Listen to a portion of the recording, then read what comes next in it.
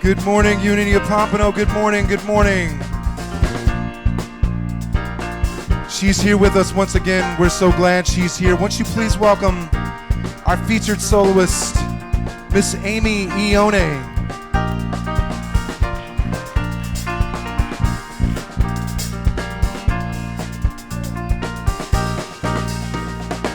Standing outside the door of love and mercy, you wonder if there's a place there for you.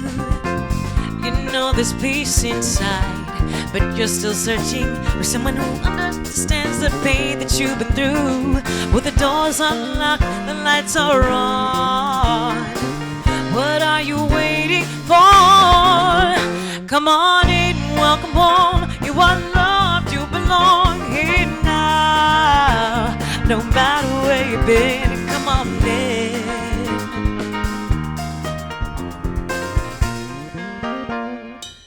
You'll find a place of rest in the arms of spirit. God's waiting so long for your homecoming day. God knows the peace you seek and the hurt you're feeling. Spirit wants to hold you and wipe your tears away. Well, the Father waits with open arms. God is calling out your name. Come on in, welcome home. You are loved, you belong here now. No matter where you've been, come on in. Well, there's room enough in the house of love for someone just like you. Come on in, welcome home. You are loved, you belong here now. No matter where you've been, come on in, welcome home. You are loved, you belong here now. No matter where you've been, come on in. Whoa, whoa, come on in, welcome home. You are loved, you belong here now. No matter where you've been, come on in, welcome home. You are loved, you belong here now. No matter where you've been, come on in. Thank you. And Merry Christmas, everybody, as we get right on into December here and have all of our decorations up to keep us in the holiday spirit.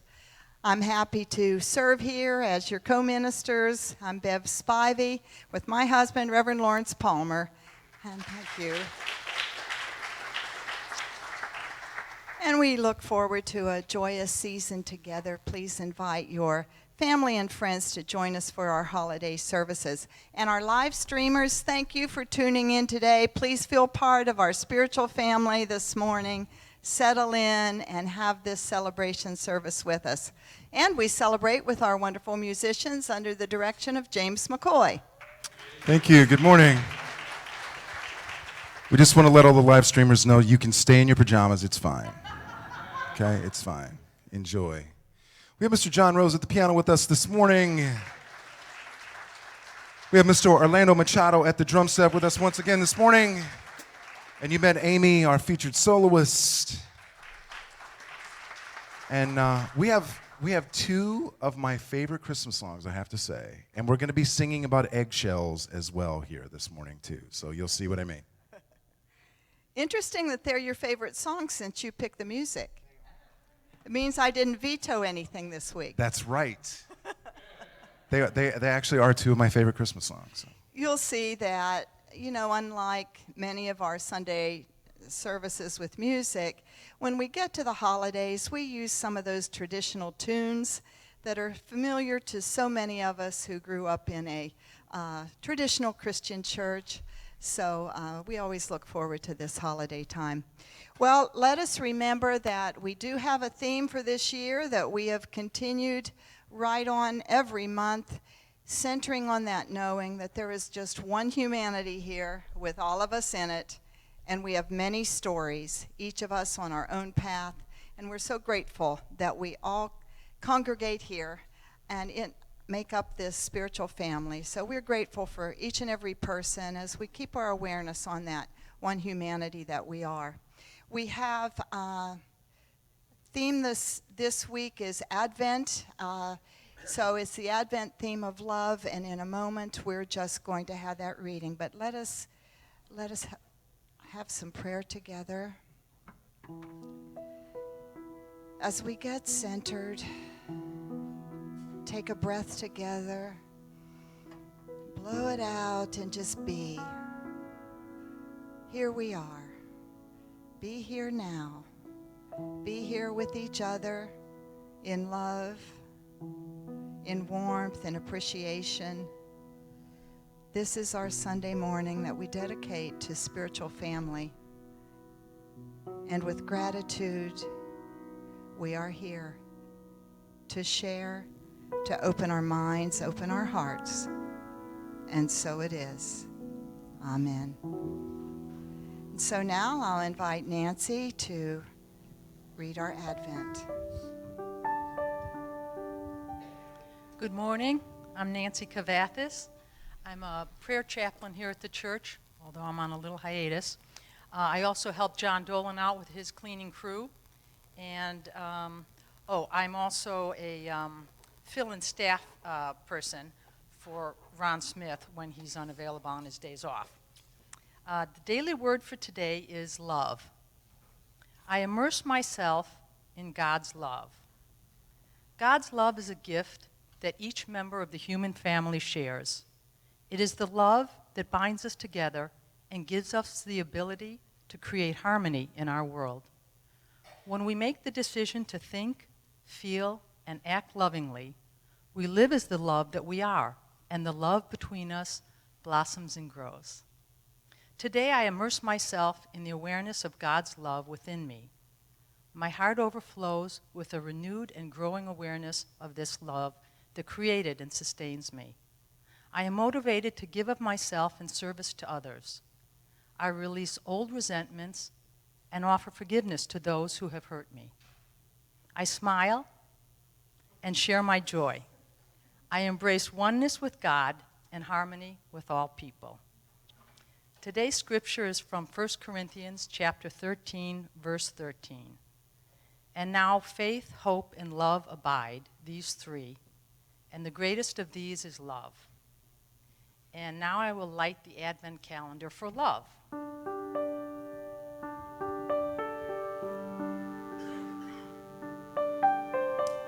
The first candle was faith and hope.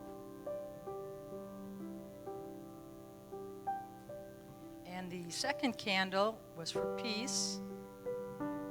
And today's candle is love.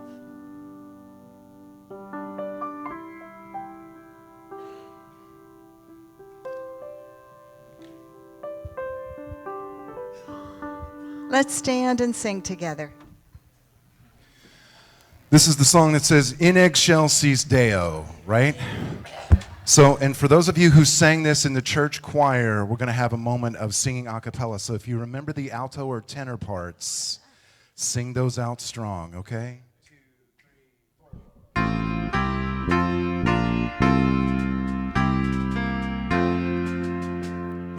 Angels we have heard on high, sweetly singing o'er the plains, and the mountains in reply, echoing their glorious strains. Lord,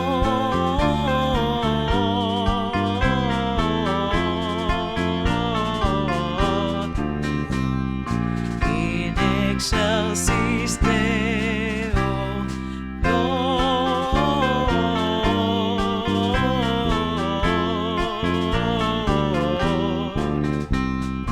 in excelsis Deo. Shepherds, why this jubilee? Come, glorious strains prolong. Say what may the tidings be, which inspire your head. Let's all sing. Gloria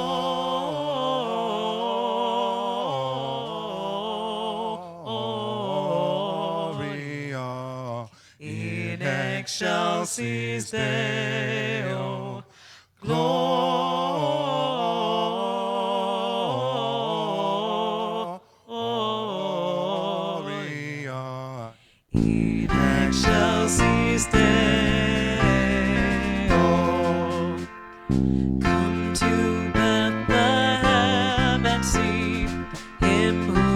earthly angels sing. Come adore on bended knee, Christ the Lord, the newborn King.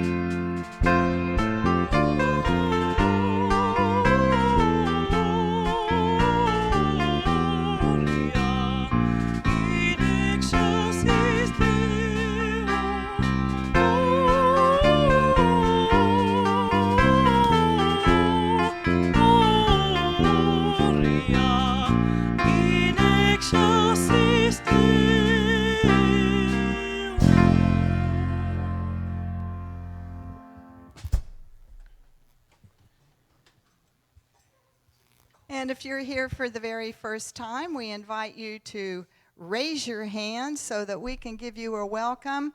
We have ambassadors in the aisleway, Rick up here and Connie, who will give you a welcome brochure. So welcome today.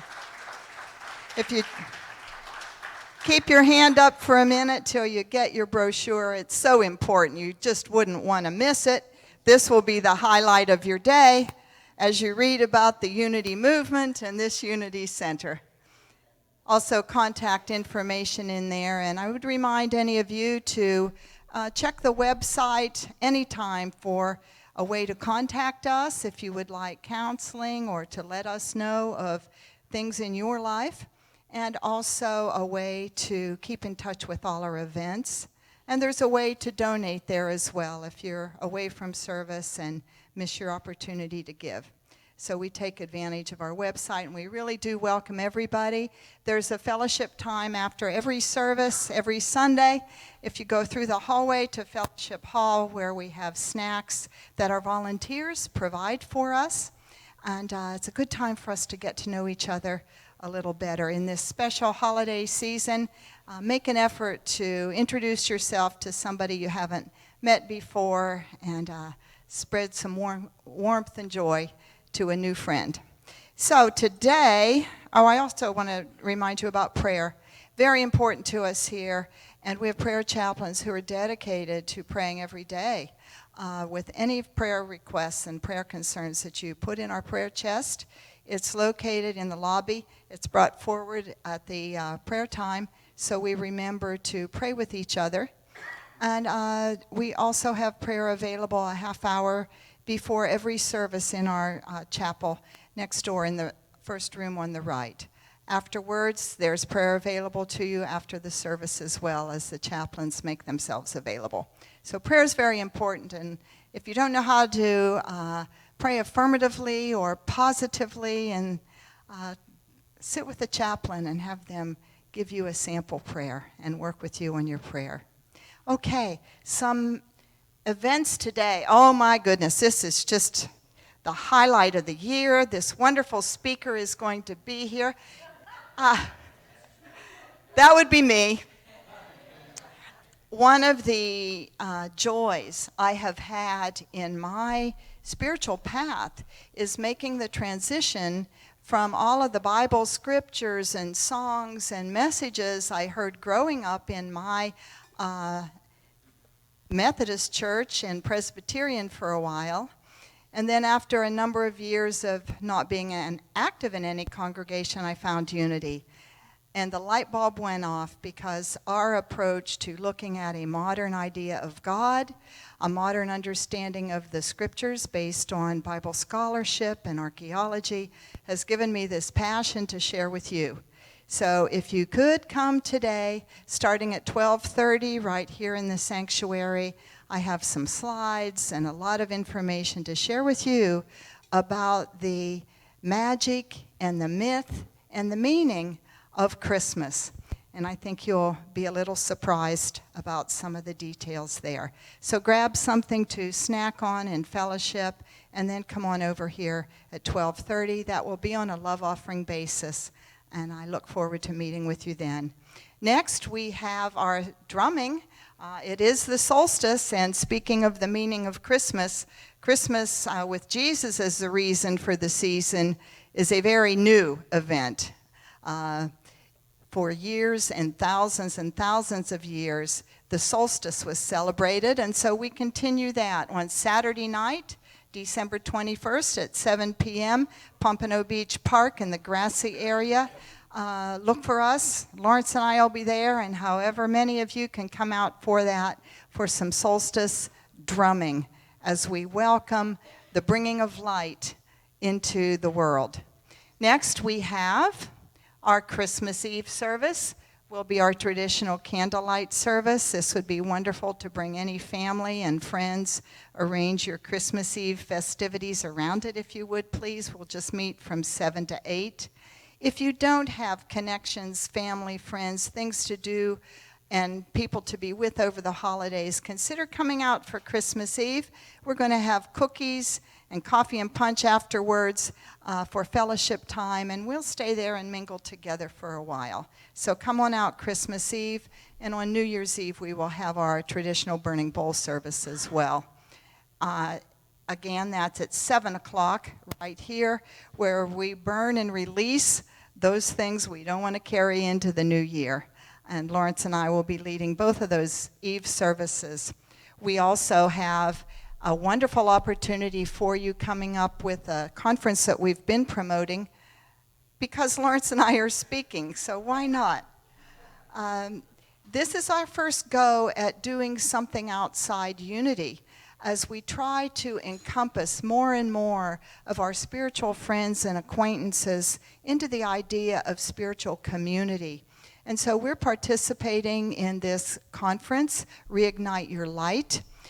They are going to host, we are the host of that. They are renting this space for that day and the afternoon workshops the next day. So it's Saturday, January 11th, with some special workshops then on the afternoon of January 12th.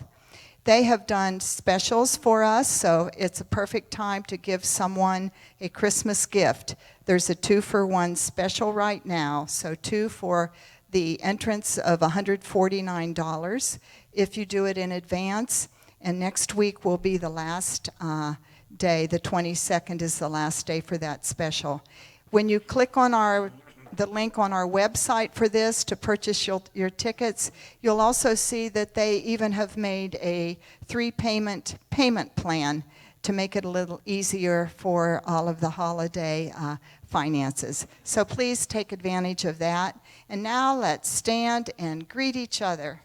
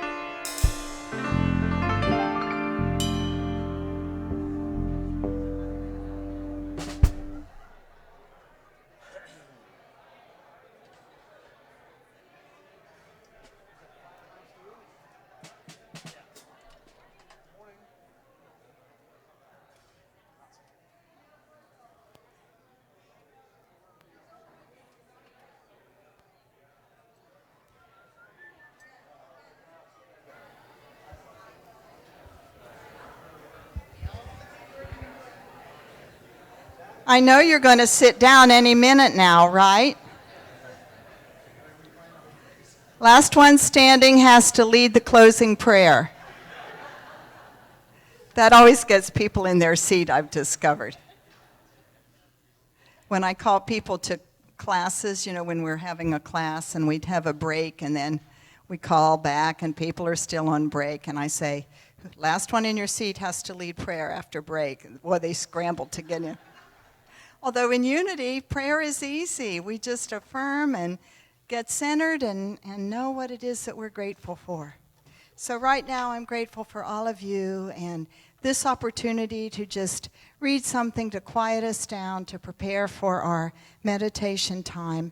With the Advent theme of love, I'm reading from the little Advent booklet, actually on the reading for Wednesday. On this day of Advent, I will open my heart and leave it open no matter what.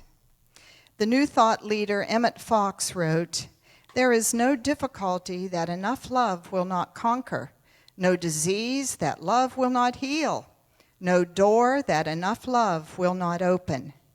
How do we bring this power of love into our lives and the world? Set an intention to open your heart and leave it open no matter what. Go through each experience and interaction with your heart in a state of acceptance and compassion. If you feel yourself constricting, practice radical acceptance by opening your heart. The world needs love where it appears not to be. To remain loving in the face of hatred, anger, and bigotry does not mean we condone the behavior. Closing our hearts gives it energy and importance and traps the very thing we seek to resist. If we can stay open, we can bring our loving Christ presence where it is needed most, and divine love changes the situation forever. And so it is. And let us now prepare for a time of meditation.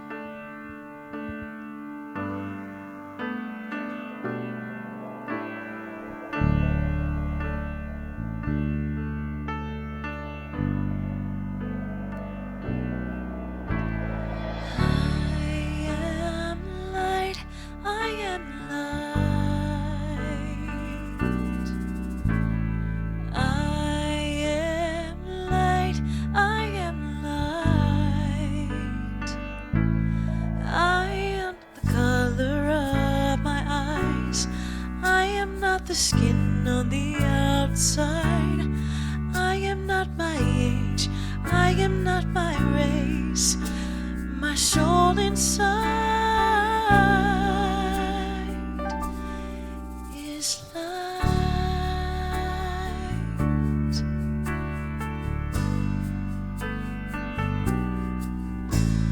I am light, I am light.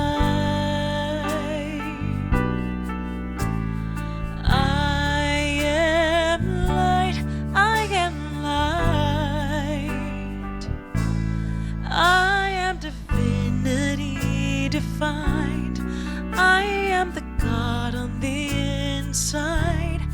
I am a star, a piece of it all.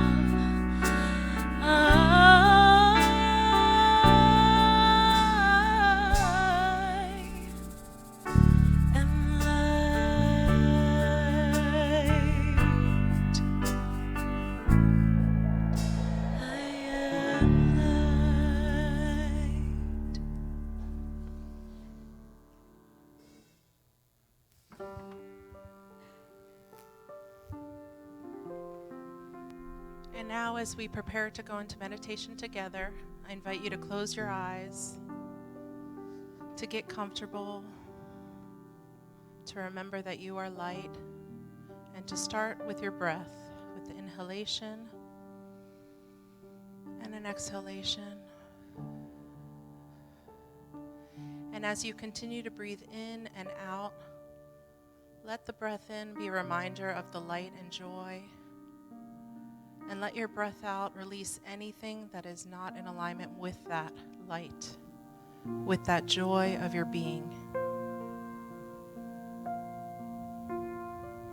And as you continue to get more comfortable in your body, in your chair, I invite you to visualize yourself sitting somewhere comfortable, a love seat, a sofa, somewhere where you are in front of light, whether it be the gleaming lights of a Christmas tree,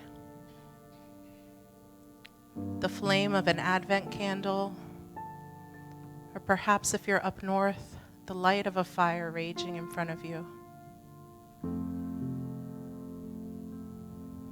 Let us breathe in that light, allowing it to infuse us with joy and happiness. During this holiday season, stress might come up, uneasiness, anxiety with crowds and shopping, with having to meet with family who hold different views than us. Let us now take that time to breathe in the light that we are and release any of that stress and anxiety, knowing that wherever we show up with our positive mindset, with the glow of love inside of us, that we can transform those situations into peace.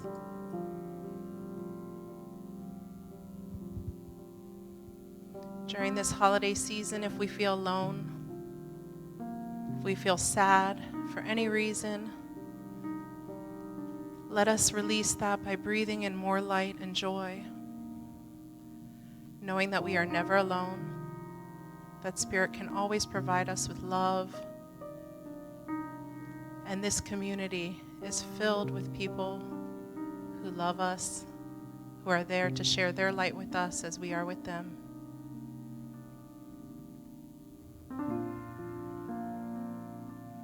And also during this time, sometimes we feel grief and sorrow for the loved ones who are no longer with us.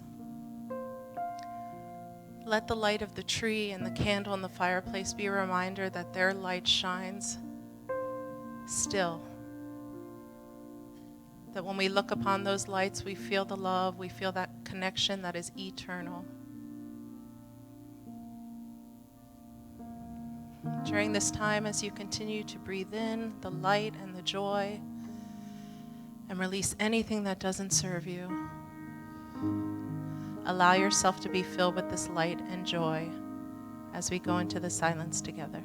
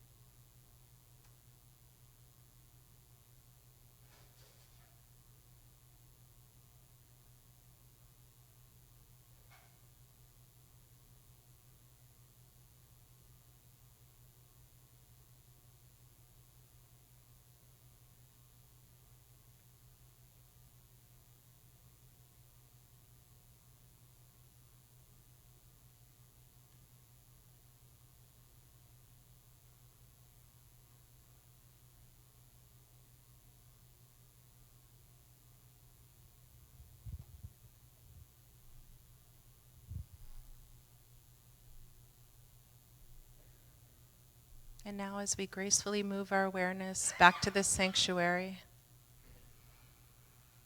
let's feel the power of the radiance that we are, the light that we are, knowing that we can breathe in that light and joy in any given moment, and show up as that light as we go about our day. So let's take one more deep breath together and exhale. And when you're ready, open your eyes as we sing Hallelujah together. Hallelujah, hallelujah, hallelujah,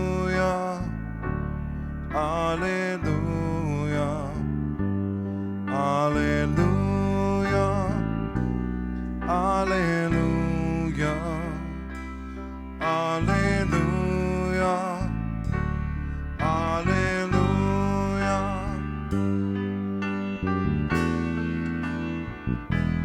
hallelujah,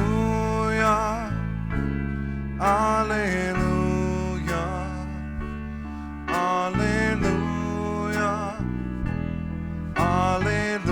hallelujah, hallelujah, hallelujah, hallelujah, hallelujah.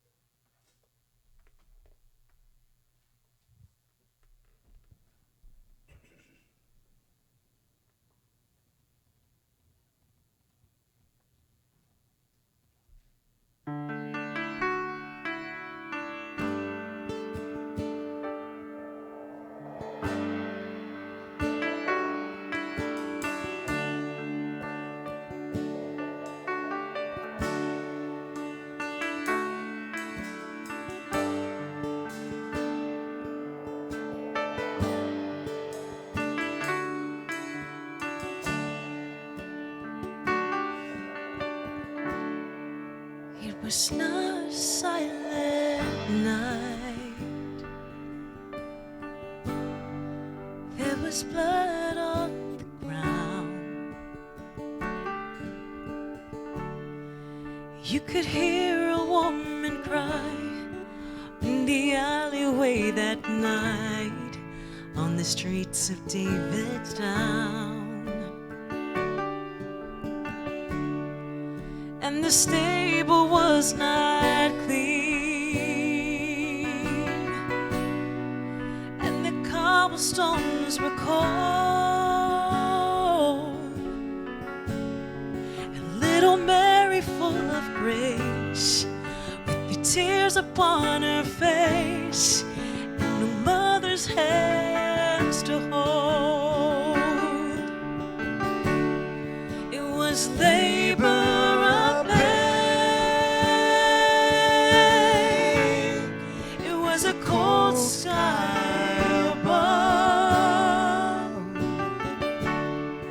For the girl on the ground in the dark, every beat of a beautiful heart was a labor of love.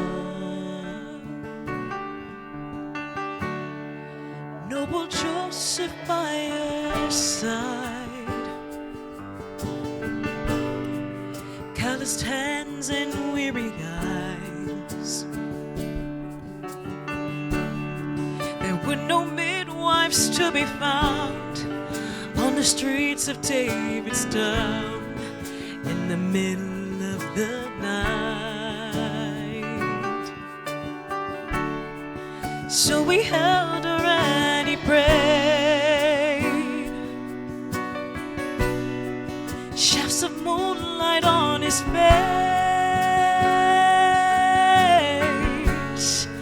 but the baby in her womb, he was the maker of the moon. He was the author of the faith that could make the mountains move. Yeah.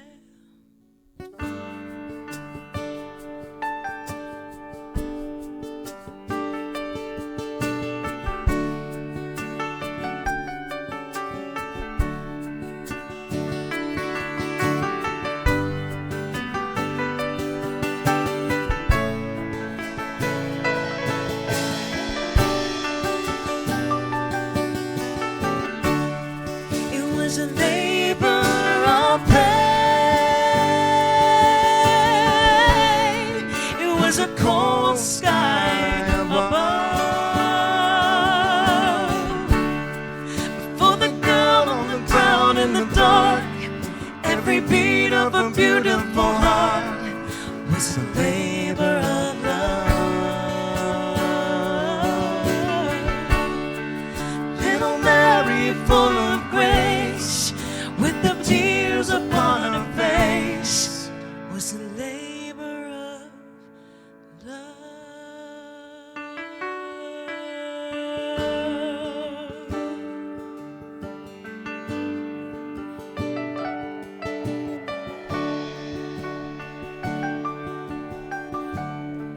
It was not a silent night on the streets of David's town.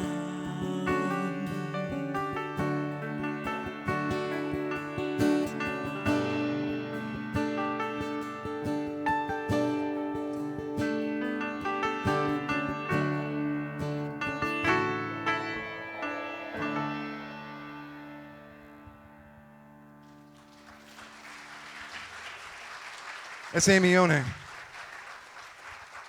That's the music of Jill Phillips and Andrew Peterson.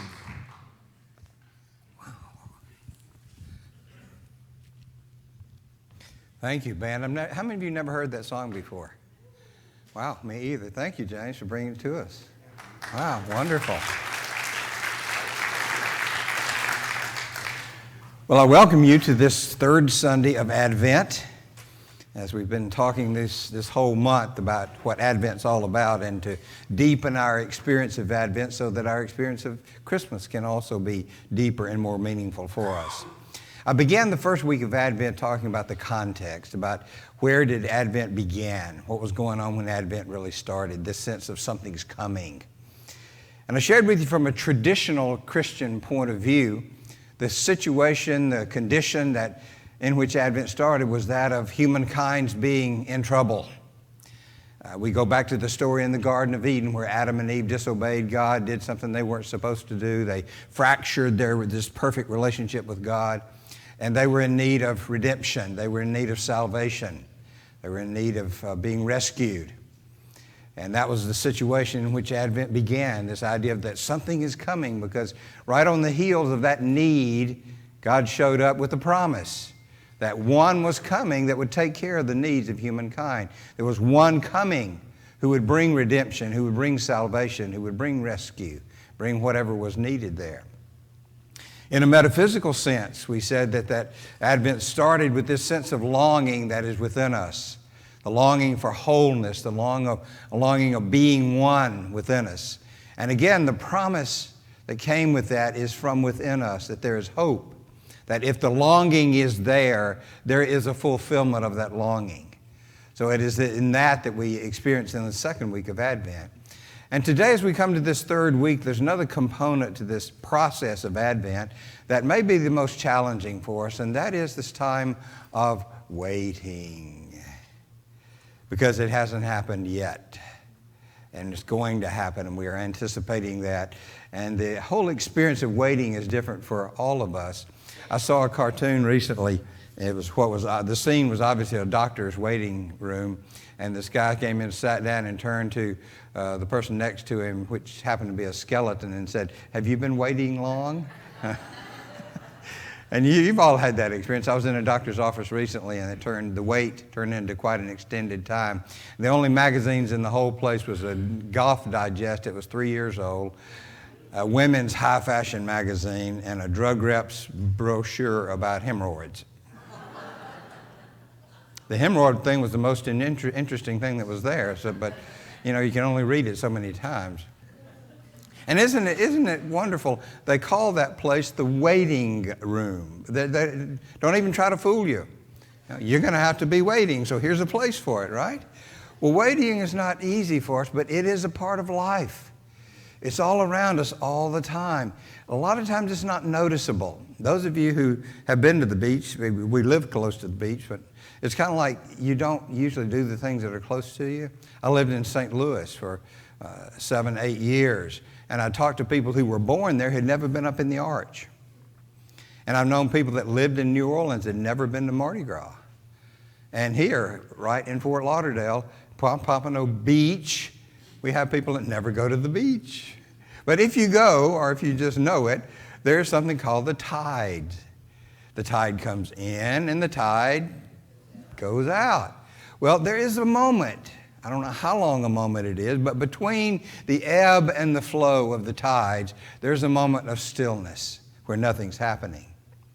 If you've studied science at all, you'll know this truth, that for every action, there's an equal and opposite reaction. Well, between the action and the reaction, there's a moment of waiting. There's a moment of transition. We celebrate drumming at the solstice and at the equinox. And in both of those experiences, there's a moment of transition where it's still. It's neither going nor coming. It's there in that moment. We don't notice those things, but they're still there nevertheless. But there are times that we do have to wait. Now, in a traditional sense, we have some encouragement about that because the Bible says, "Be still and know that I am God." And then in Psalm 27, "I remain confident of this, I will see the goodness of the Lord in the land of the living. Wait for the Lord, be strong and take heart and wait for the Lord." So, it's not a surprise to us. It didn't sneak up on us. It's right there. We're going to have to wait for things. Scripture tells us that God's ways are higher than our ways. God's thoughts are higher than our thoughts. And traditional Christianity says God's in charge of everything, so get used to it and wait for it to come about. There was a wonderful quote out of, how many of you saw the movie Field of Dreams? Kevin Costner, that one? Yeah. Remember that quote where Terrence Mann says, "There comes a time when all the cosmic tumblers have clicked into place and the universe opens itself up for a few seconds to show you what's possible." I love that quote. That's a wonderful quote. It talks about a few seconds, though. These moments of inspiration, these moments of insight, these moments of aha sometimes come by so quickly. You've waited so long and they're over so quickly. So we live in this somewhat frustration of having to wait for things to happen. And we wonder when God is going to get the act together and make this thing happen for us, right? When's the waiting going to be over? I know what needs to happen. Do it, would you? Come on, get with the program here. And then what do? We wait for something to happen. So it is a part of our life. And I think it is helpful for us to become more aware of that waiting dynamic that's going on and take a look at how we're going to interact with that. How do we feel about it? How do we think about it? And what are we going to do about it? I did a sermon one time called "In the Meantime." And it was about this very thing, about what do you do while you're waiting? What do you do in the meantime? And you come to realize that most of life happens in the meantime. It doesn't happen here, it doesn't happen here. It happens in the meantime of getting from here to here. I was counseling with a young man one time who's one of these brilliant indigo kids, They're kind of lost on the planet, a lot of them are anyway. And he said, "I'm interested in everything and nothing." And he couldn't figure out what he was going to do with his life, and he was doing nothing, literally. I said, "Okay, I understand you not knowing exactly what you're supposed to be doing and exactly what that's going to be, but you need to do something in the meantime. Get a job of some kind while you're figuring out what kind of job you want to do for the rest of your life." And that's important for us to realize that life happens in the meantime, while we're waiting for things to come into place as we need for them to be. As we're traveling a certain path, it seems to be blocked to us and we have to wait.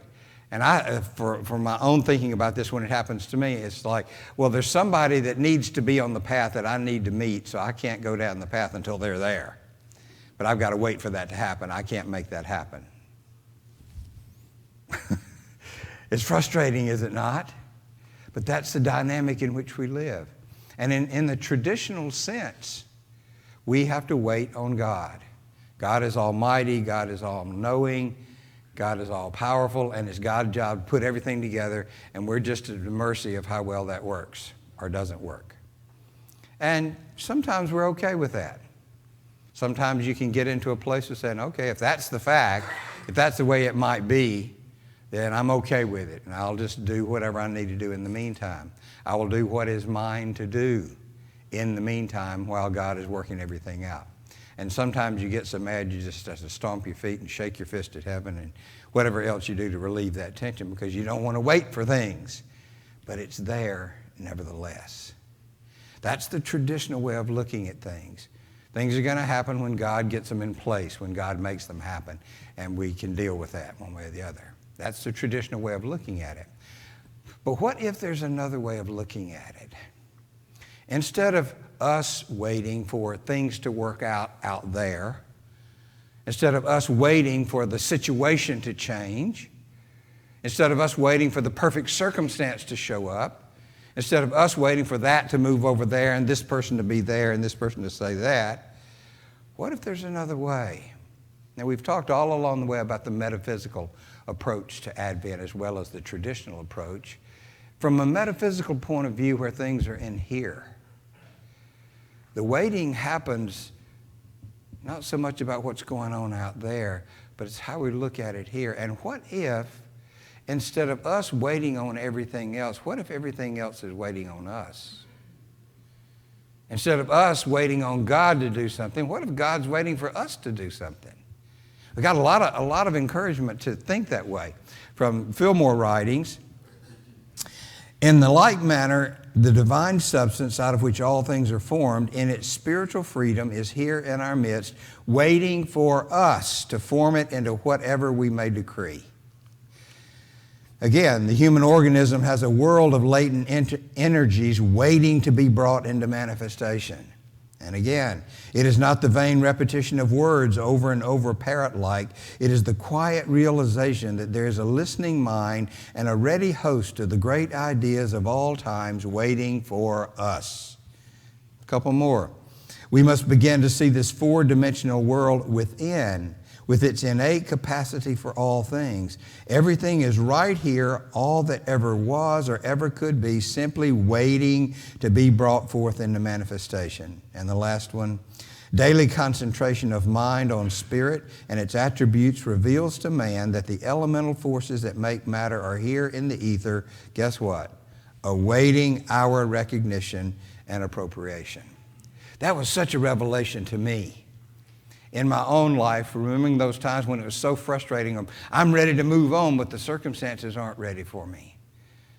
So I've got to wait on that. But then I began to think, what if I have a whole lot more to do with what's going on with me and my world than I have believed before?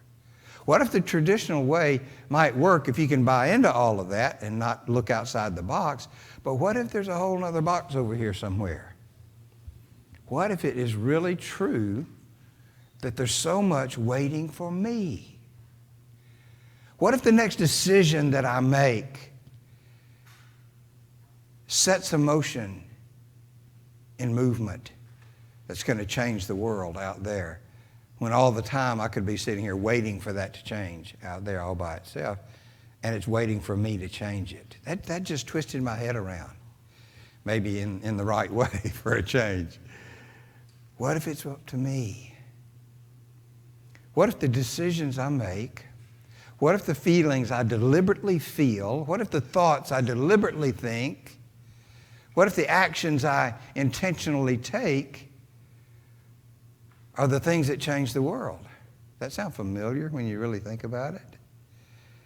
People like Charles and Myrtle Fillmore talked about that sort of thing. All the New Thought teachers talked about this very thing of being co-creators with God. And I think even at that, we sell ourselves short. God is waiting for us to make it happen. The universe is waiting for you and me to think that next thought that makes sense. The universe is waiting for you and me to feel that feeling that opens the door, that set those cosmic tumblers in place and shows us what's going to happen. What if it is you and me who, with the next action, set something in motion that's going to change the world for somebody else? What if we're waiting not for God to do something, but for each of us to do something? What if the change that you want to see in the world is waiting for your best friend to make a decision about it and set that change in motion? What if most of the world who's waiting for something to happen is in your hands? And that you, with your thought, your feelings, your action, can set something in motion that the whole rest of the world can be affected by. That's the dynamic that scientists are talking about now. The quantum physicists talk about oneness and connection, that everything is really, really one, that on its basic level it has one level of existence. And what if one little dabble over here affects the whole thing? What if one little thought that you think sets in motion a series of things that literally change the world? What if the feeling that you allow to move within you sets a ripple in that oneness that makes a difference for everybody else? What if one action you take, one word you speak, moves that singularity in such a way that it makes it possible for something brand new to happen? What if you're doing what is yours to do opens the door for somebody else who's going to do something even more grand and glorious? What if your behavior sets in motion a situation where somebody decides whether they want to live or not? So many possibilities.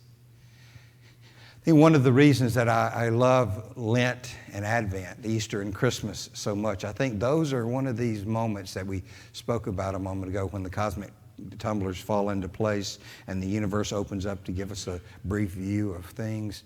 Because we look at things differently during Christmas. We feel differently, we act differently, sometimes not always for good. You remember the Cabbage Patch Kids? Remember those things? I was in Sears in Louisville, Kentucky, in the tool department, minding my own business. It was Christmas time. People are crazy at Christmas time. And the door to the stock area happened to be right beside the tool department. I'm minding my business, looking at hammers in the tool department, and all of a sudden there's this horde of women come running toward me with some kind of strange expression in their eyes. They had just learned that they were about to bring a pallet full of Cabbage Patch Kids out of the stock area into the store. And I was between them and the Cabbage Patch Kids. I was glad I had a hammer in my hand. I mean, it was crazy, these women. And I know that they were self-respecting chairwomen of the PTA and bank presidents and everybody else. And they were cussing and scratching and grabbing. I couldn't believe it. I was just standing off to the side, holding my hammer in my hand. But we have, during these times, like Christmas, not everybody goes nuts. But we think and we feel differently and we act differently during Christmas. Some people are more generous at Christmas than any other time. That's why the Salvation Army have the people out with a little bell that drives you crazy, to give you a chance, if you are moved in that way of generosity, to contribute and do some good there. But these moments, these holidays, are those moments when the universe opens up and says, look at the possibilities here. And I think for us, this is one of the great possibilities, because during Advent, we are brought into this time of waiting, because Advent's all about the fact that something is coming. In traditional Christianity, it was the coming of Jesus. You know, there was the folks who study this tell us that somewhere between 2,000 and 5,000 years between what happened in the Garden of Eden and when Jesus showed up. That's a long time to wait. But you know what the Hebrews did during that time? In the meantime, they developed their theology. That was the basis for what we do in unity. In the meantime, life went on. They continued to propagate. They continued to teach the little ones. They continued to be wise elders. And they continued to live in the meantime. That's a great lesson for us. So metaphysically, let us in the meantime realize that we are the agents of change. Let us realize that we are the ones who affect that cosmic field of energy that makes everything manifest as it does. We are the ones who decide to manifest this now. I don't have to wait for somebody else to do it. I don't have to wait for God. I don't have to wait for Spirit. I don't have to wait for Jesus to come again. I can do what is mine to do right here, right now, and make a difference in the world. No, many of you are going to say, me, make a difference in the world? You know, I might make a difference in my little circle of friends, but in the world. But remember, we are constantly in touch with that field of energy that is one, that is everything. And all that we do makes a difference. I read somewhere quite some time ago, and I still believe it, that if you go out into the middle of the ocean and drop a BB in the middle of the ocean, that you have, on a quantum level, affected every molecule of water in the ocean. You know, that blows your mind, right? What if it's true of us in this ocean of the ethers that we live in? What if the loving thought that I hold in my mind right now makes a difference in that, all of the oneness?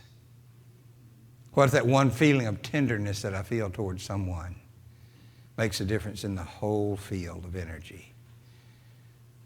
What if all that out there is waiting on you and me instead of you waiting on it? So your homework this week. Every time you have to wait, every time, you have plenty of opportunity, and if you drive your car, you're going to have to come to a stop sign or a traffic light. Not that that means a whole lot to a lot of people in Florida. But there's that moment of waiting. Just remember, between your inhale and exhale, there's a millisecond of waiting between those two actions. As the sun is going down, you're going to be waiting for the sun to come back up. As the sun's coming up, you'll be waiting for the sun to set. All that time, every time you experience a moment of waiting, remember what's in your hands. Remember that the world is waiting on you, probably much more than you are waiting on the world. And Spirit is waiting to move through you as a vessel. Is waiting for you to be that light that someone needs to see in the world. What if everything is waiting on you to be who you are and to do what is yours to do?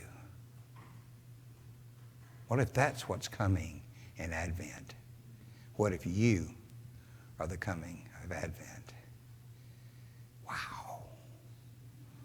God bless you.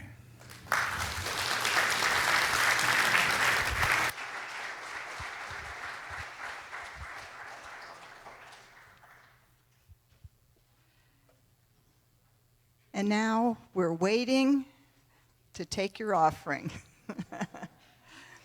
In all seriousness, we really do appreciate so very much the way you provide for this spiritual community. This is it. Our 110 members and various friends, those on live stream, we are dependent on your support. I'm happy to say that it starts from the inside out, that our staff, our board, Lawrence and I, we do tithe because we love this place and we feel it is our source for learning and growing and loving and being together. So we hope you will move into that spirit of generosity as you give this year. We had a board meeting this past week, and although we always tithe on our income, to Unity and other sources of spiritual support for us, we wanted to extend our hand of generosity, knowing that we don't have a soup kitchen here. We don't do a lot of outreach, and I know how your hearts go out to the broader community at this time of year. So we sent a portion of our tithe, like we did in November. We sent it to Broward Outreach for their Christmas appeal. A couple $100, we'll be able to provide a meal for 100 people or more. So know that your gift is giving outward. So won't you hold your gifts, consider us for any end-of-year giving and any questions you may have about that. But for now, let's bless what we are giving today together. With a grateful heart, I acknowledge God as source of all that is. Today, I let go of any concern of lack, and I allow good to flow and unfold in my life. Good is mine. Good and more good is mine. And ever-increasing good is mine. Everywhere I go, I see this good. I feel it. I experience it, I freely give it, and it multiplies itself around me. And so it is. Amen.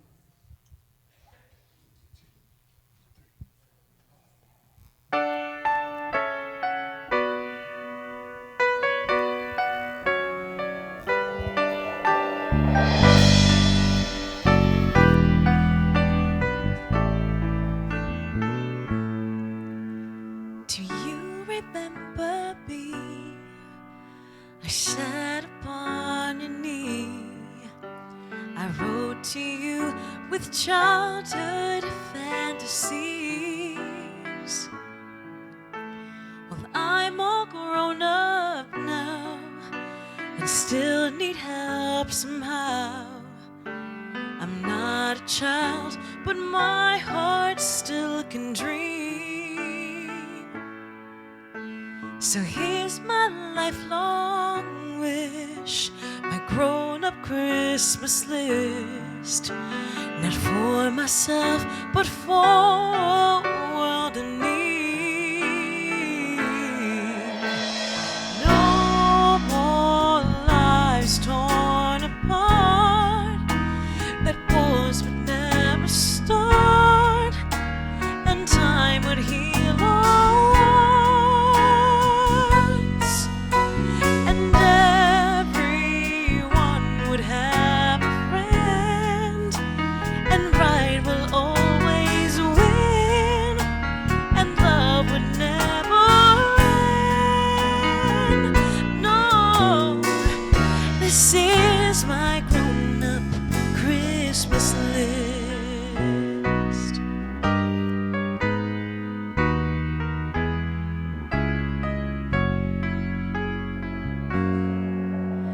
As children we believe the grandest sight to see was something lovely wrapped beneath the tree. But heaven only knows that packages and bows can never heal a heart-ached human soul. No more lives torn apart, that wars would never start, and time will heal all hearts, and everyone would have a friend, and right will always win, and love will never end. No, this is my grown-up Christmas list. Was this illusion called the innocence of youth? Maybe only in a blind belief can we ever find the truth.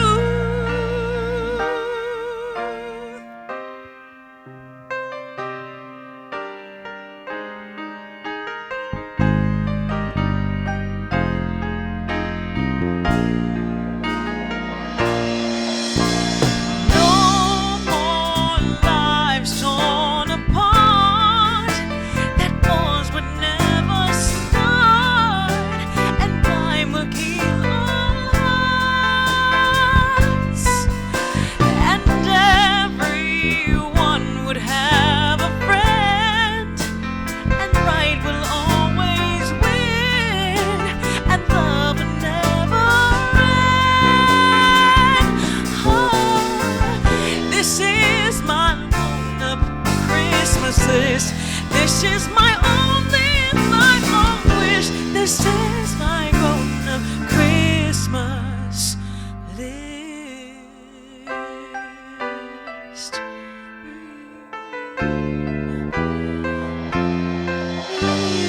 Christmas list. That's Amy.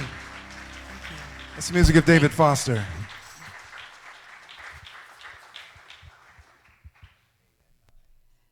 So as we come to this part of the service as we close. I invite you to take advantage of prayer with one of our chaplains, Dina, who leads our chaplain team and leads our meditations once a month, Olga right here, Sandra, and then on this side is Cynthia and Radiance and Nick.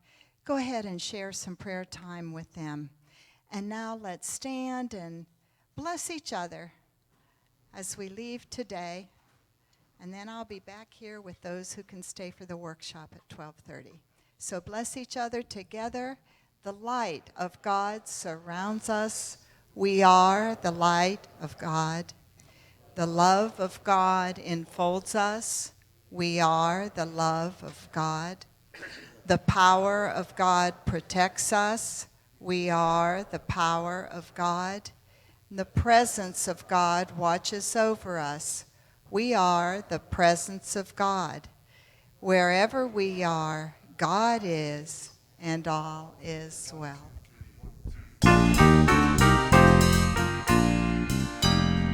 Let there be peace on earth, and let it begin with me.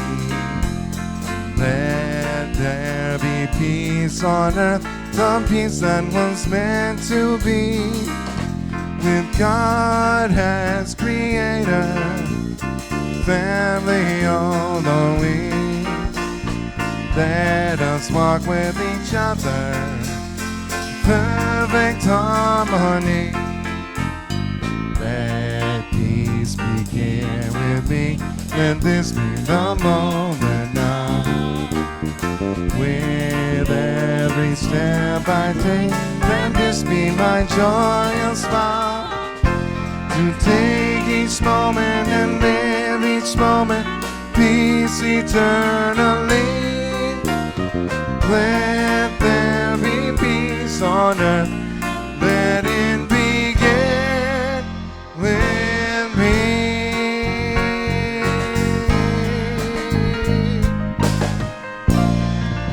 Merry Christmas and happy holidays, everyone. Have a great week.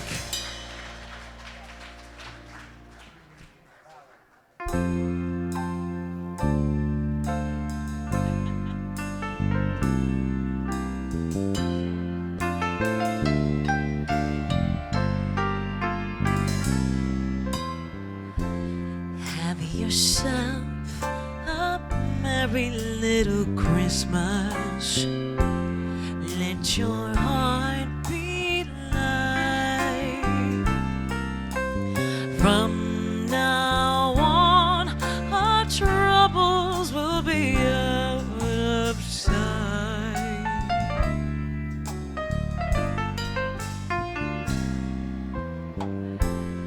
Have yourself a merry little Christmas. Make the Yuletide gay. From now on, our troubles will be miles away.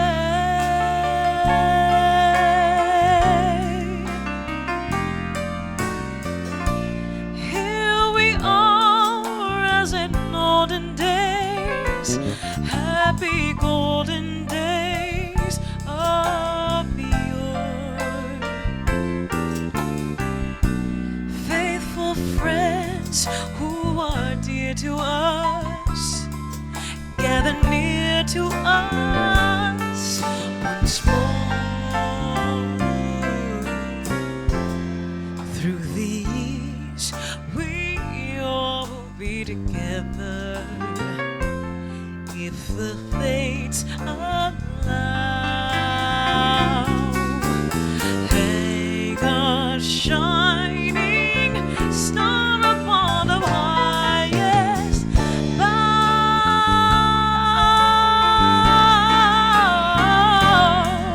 and have yourself a merry little Christmas.